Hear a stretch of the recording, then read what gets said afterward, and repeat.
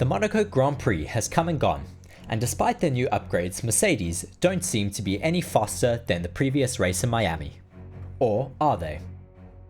Hello, and welcome to Forever Motorsports on Forever Sports. Today, we will be taking a deep dive into the upgrades that Mercedes brought to the Monaco Grand Prix, and whether this will enable them to fight further up the grid.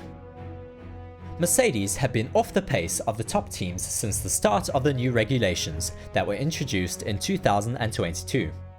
The Brackley-based team tried to dupe the rest of the grid in the first half of pre-season testing in Spain with a car sporting side pods.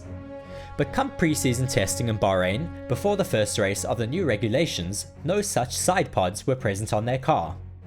I'm sure it had a few teams scratching their heads thinking if Mercedes had once again managed to design a car that would allow them to dominate the Formula 1 championship. But here we are, 1.5 years later, with only one win from the Mercedes outfit.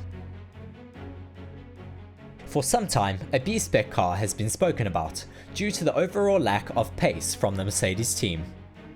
And finally, in Monaco, Mercedes decided to ditch their zero side pod concept and conform to the standards seen throughout the rest of the grid. This B-Spec aims to improve the overall durability and predictability of the W14 Mercedes, which has been wildly inconsistent for their drivers so far. Before we look at the upgrades, don't forget to like the video and subscribe to the channel for all the latest Formula 1 news and updates.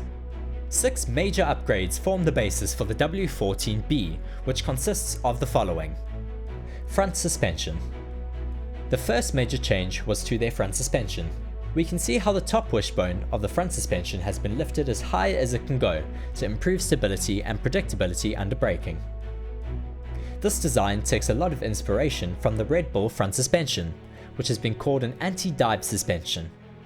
This allows the drivers to have predictability under braking and more confidence in the corners. This change also allows better airflow to the side pods, which improves cooling to the radiators and overall better aerodynamic efficiency. Floor fences. Another major change to improve airflow is to the Mercedes floor fences. The fences around the floor have been cambered differently to its predecessor, to allow better airflow to the rear diffuser. This increased airflow will improve rear downforce on the car and in turn improve rear stability. Rear wing. A new rear wing was also introduced as part of the upgrade.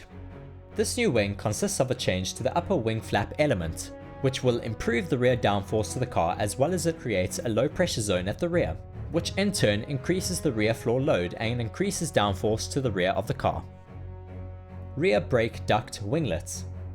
A smaller upgrade that can easily be missed is the addition of small winglets to the rear brake's cake tin. The cake tin is the shroud that covers the brakes. These small winglets create a small area of low pressure, which increases the load on the rear suspension. Side pod inlets. The most notable change made to the Mercedes is of course their decision to scrap their zero-sided design and conform to having side pods on their car. The new Mercedes side pods are much similar to the rest of the teams on the grid, compared to their A-Spec car. These new side pod inlets are much higher and wider than their old spec, which improves the flow to the leading edge of the floor, as well as airflow to the rear of the car.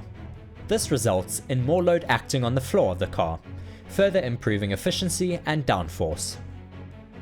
Side pods. The change to side pods on their car increases the area of bodywork that interacts and shapes the airflow that goes down the car. Their new spec increases the efficiency of the airflow to the rear of the car, which allows them to maximize the performance from the rear diffuser, as well as extracting much more downforce than their A-Spec. It is clear that these upgrades have been introduced to better the overall aerodynamic efficiency of the W14B, as well as to improve the drivability of their car. The Monaco Grand Prix saw Hamilton and Russell finishing P4 and P5 respectively.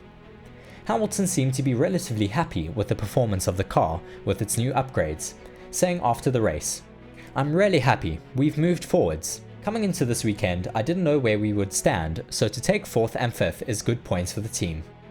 A huge thank you to everyone at the factory for the upgrades on our car." Roll on the Spanish Grand Prix, where we should truly get to see the full potential of the new Merc. With Monaco being a rather slow street circuit, it didn't necessarily show the full picture for the new upgrades. In Monaco you need a really high downforce setup, as well as having no long straights. It isn't comparable to any other circuit on the calendar. At least in Spain, fans should get a true reflection of what the Mercedes true pace is with their upgrades. It also gives Mercedes a chance to gather some good data to correlate between their old spec car with their new spec. Will these upgrades make Mercedes competitive moving forward? Let us know in the comments below. Also make sure to subscribe to the channel if you are new, and we will see you next time.